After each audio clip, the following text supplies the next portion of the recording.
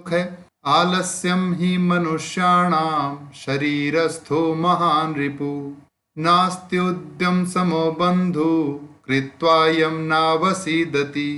इसका अन्वय है आलस्यम ही मनुष्याणाम शरीरस्थो महान रिपु अस्ति उद्यम समो बंधु नास्ति यम कृत्वा मनुष्यः नावसीदति। आलस्यम अर्थात आलस्य ही निश्चित रूप से मनुष्याणाम मनुष्यों के शरीरस्थो शरीर में स्थित यानी शरीर में रहने वाला महान रिपु यानी बहुत बड़ा शत्रु अस्ति है। उद्यम परिश्रम समो यानी समान बंधु यानी बंधु मित्र सखा नास्ति न प्लस अस्ति यानी नहीं है यम जिसे कृत्वा करके मनुष्य यानी मनुष्य न अवसीदति न प्लस अवसीदति नहीं दुखी होता है। अर्थात आलस्य मनुष्यों के शरीर में स्थित सबसे बड़ा शत्रु है। परिश्रम के समान मनुष्य का कोई मित्र नहीं है जिसे यानी परिश्रम को करके मनुष्य कभी दुखी नहीं होता। अतः हमें अपने सबसे बड़े शत्रु आलस्य को त्याग कर अपने सबसे बड़े बंधु परिश्रम मेहनत को अपनाना चाहिए। ये इस श्लोक से संबंधित कठिन शब्दार्थ। दूसरा श्लोक है स्वकार्यम अद्य कुर्वीत पूर्वाण्ये चापराण्यकम नहि प्रतीक्षते मृत्यु कृतम अस्य न वा कृतम। इसका अन्वय है श्वः कार्यम अद्य कुर्वीत आपराह्निकम च पूर्वाण्ये कुर्वीत मृत्यु न ही प्रतीक्षते अस्य कृतम न वा कृतम। अर्थात श्वः यानी आने वाला कल, कार्यम यानी कार्य, अद्य यानी आज, कुर्वीत यानी करना चाहिए। आपराह्निकम अपराह्न कहते हैं दोपहर के बाद का समय, तो आपराह्निकम यानी दोपहर के बाद वाले, च यानी और, पूर्वाह्ने दोपहर से पहले, कुर्वीत करने चाहिए। मृत्यु यानी मृत्यु, न नहीं, ही निश्चित रूप से, प्रतीक्षते प्रतीक्षा करती है, अस्य इसका, कृतम किया गया है, कार्य किया गया है, न नहीं, वा यानी या, कृतम किया गया है। अर्थात आने वाले कल का कार्य आज करना चाहिए और दोपहर के बाद वाला कार्य दोपहर से पहले करना चाहिए, क्योंकि मृत्यु कभी प्रतीक्षा नहीं करती कि इसका कार्य किया हुआ है या नहीं। अर्थात इस व्यक्ति ने अपना कार्य कर लिया है या नहीं, मृत्यु इसके लिए कभी प्रतीक्षा नहीं करती। हिंदी का एक प्रसिद्ध दोहा है, कल करे सो आज कर, आज करे सो अब। ठीक वही संदेश, वही सीख इस श्लोक में दी गई है। ये इस श्लोक से संबंधित कठिन शब्दार्थ। अगला श्लोक है सत्यम ब्रूयात प्रियम ब्रूयात न ब्रूयात सत्यम प्रियम प्रियम च नानृतम ब्रूयात एष धर्म सनातन। इसका अन्वय है सत्यम ब्रूयात प्रियम ब्रूयात अप्रियम सत्यम न ब्रूयात प्रियम च अनृतम न ब्रूयात एष धर्म सनातन। सत्यम यानी सच, ब्रूयात बोलना चाहिए, प्रियम यानी प्रिय अच्छा लगने वाला, ब्रूयात बोलना चाहिए, अप्रियम यानी प्रिय न लगने वाला, सत्यम यानी सच, न ब्रूयात नहीं बोलना चाहिए, प्रियम यानी प्रिय, च और, अनृतम यानी झूठ, न ब्रूयात नहीं बोलना चाहिए, एषः यानी यह, धर्मः धर्म, सनातनः यानी सनातन अर्थात जो सदा से चला आ रहा हो।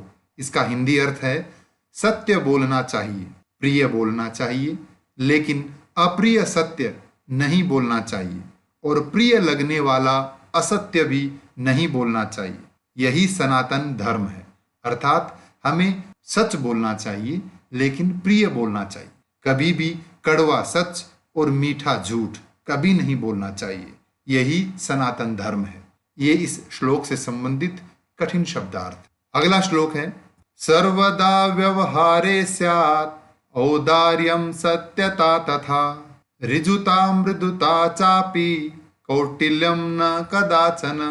इसका अन्वय है व्यवहारे सर्वदा औदार्यम सत्यता तथा ऋजुता मृदुता च अपि स्यात् व्यवहारे कौटिल्यम कदाचन न स्यात्। अर्थात व्यवहारे यानी हमारे व्यवहार में सर्वदा हमेशा औदार्यम उदारता, सत्यता सच्चाई, तथा उसी प्रकार ऋजुता यानी सरलता, मृदुता यानी कोमलता, च और अपि भी स्यात् हो या होनी चाहिए।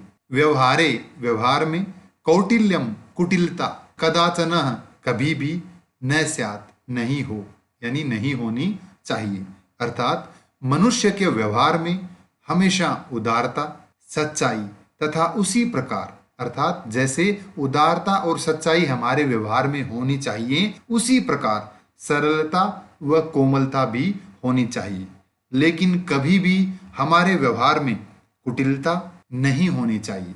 ये इस श्लोक से संबंधित कठिन शब्दार्थ। अगला श्लोक है, श्रेष्ठम जनम गुरुम चापि मातरम पितरम तथा मनसा कर्मणा वाचा सेवेत सततम सदा।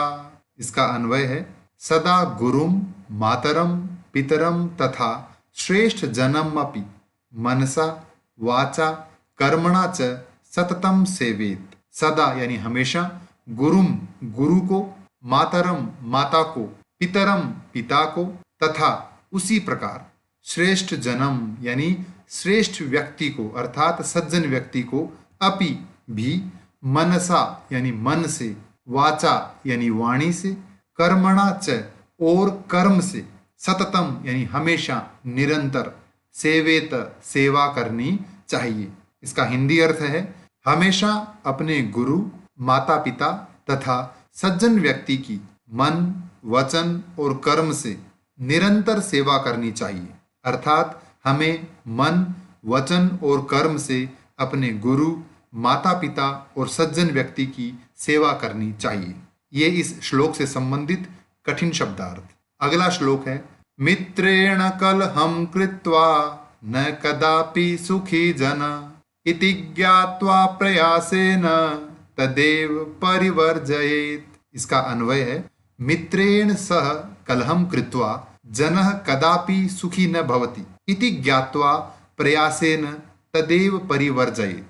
मित्रेण अर्थात मित्र के, सह यानी साथ, कलहम झगड़ा, कृत्वा करके, जनः यानी व्यक्ति, कदापि कदा प्लस अपि कभी भी, सुखी यानी सुखी, न भवति नहीं होता है, इति ज्ञात्वा यह जानकर, यह सोचकर, ऐसा विचार करके, प्रयासेन प्रयास पूर्वक अर्थात प्रयत्न द्वारा, तदेव तत् प्लस एव यानी उसी को, किसे, झगड़े को, परिवर्जयेत छोड़ देना चाहिए अर्थात झगड़े से बचना चाहिए।